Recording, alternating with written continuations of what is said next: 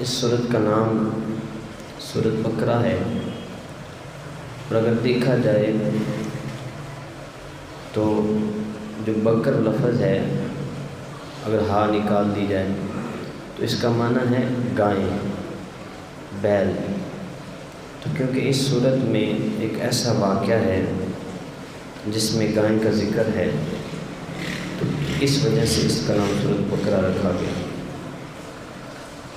علماء کرام نے، جتنے بھی علماء ہیں، انہوں نے اس کا یہی موقف رکھا، کیونکہ یہ صورت ہجرت مدینہ کے بعد نازل ہونے والی صورت ہے۔ تو جب مدینہ میں حضور آئے تو وہاں یہودیوں کو تبلیغ کرنا تھی، اور جو یہودی تھے انہوں نے اپنے عقیدے خراب کیے ہوئے تھے، تو اب ان کی اصلاح کرنا تھی، ان کے جو اعمال تھے درست کرنا تھے، تو اب ان کی تاریخی پس منظر میں بات چلنی تھی۔ تو کیونکہ ان کی تاریخ میں ایک واقعہ گزر چکا تھا کہ انہوں نے گائے کی پوجا شروع کر دی تھی، گائے کی عبادت شروع کر دی تھی۔ تو اب جب وہ حضرت موسیٰ واپس لوٹے کوہ طور سے، پھر انہیں سزا ملی، لیکن کئی لوگوں کے دلوں میں اس گائے کی محبت تھی جنہوں نے انہیں جھوٹا خدا بنا لیا تھا۔ تو اب رب تعالیٰ نے اس جھوٹے خدا کی محبت کو ان کے دل سے نکالنے کے لیے گائے کی ذبح کرنے کا حکم دیا۔ اصل واقعہ تو طویل ہے بہت زیادہ، لیکن اگر غور کیا جائے اس بات پر تو اس کا معنی یہ ہے کہ رب تعالیٰ نے درس توحید دینا تھا کہ جو باطل خدا انہوں نے بنا لیا تھا، بنی اسرائیل نے، یہودیوں نے، ان کی محبت کو دل سے نکالنا تھا، تو اس لیے رب نے حکم دیا تھا کہ تم گائے کو ذبح کرو۔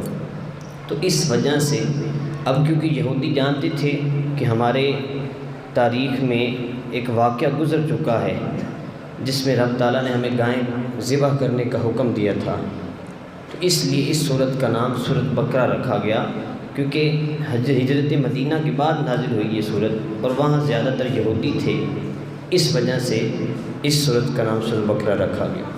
اگر ہم اس یعنی کہ معنوی اعتبار سے دیکھیں، تمام علماء نے یہی موقف اختیار کیا ہے۔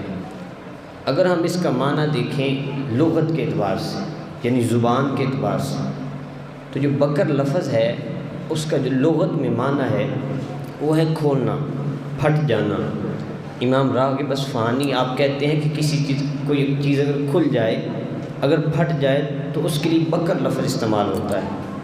جس طرح یعنی اب پتہ یہ چلا کہ بکر لفظ میں وسعت ہے، اس میں جو ہے بہت ساری کشادگی ہے، ظاہر پن ہے۔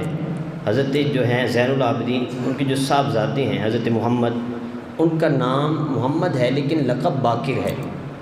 کیوں باقر ہے؟ کیونکہ ان کے پاس علم کی وسعت بہت زیادہ تھی، علم اتنا تھا کہ ان پر اسرار کھل چکے تھے، اس لیے انہیں باقر کہتے تھے۔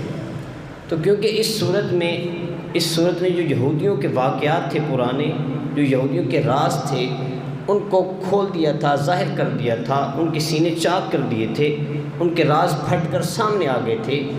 اور دوسری طرف یہ بھی دیکھا جائے کہ یہ صورت سب سے بڑی صورت ہے قرآن پاک کی، تو اس میں تعلیم بھی زیادہ ہے، اس میں علم بھی زیادہ ہے، راز بھی زیادہ ہیں، علوم بھی زیادہ، معارف، حقائق و دقائق کے لحاظ سے یہ سب سے زیادہ علم والی ہے، وسعت والی ہے۔ تو اس لیے رب تعالیٰ نے اس صورت کا نام سورت بقرہ رکھا ہے۔ تو اب یہ بات ذہن نشین کر لیں، کیونکہ ہمیں پتہ ہونا چاہیے، ہم قرآن کی تلاوت کرتے ہیں، اس کے اسرار، اس کے رموز، اس کی صورتوں کے نام کا پس منظر، ہمیں اس چیز کا علم ہونا چاہیے۔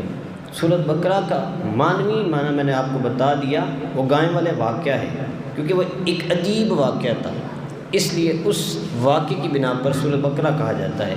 اور اگر لغت کے اعتبار سے دیکھیں تو اس پر بھی پورا اترتی ہے یہ بات، کیونکہ اس میں علم بہت زیادہ ہے۔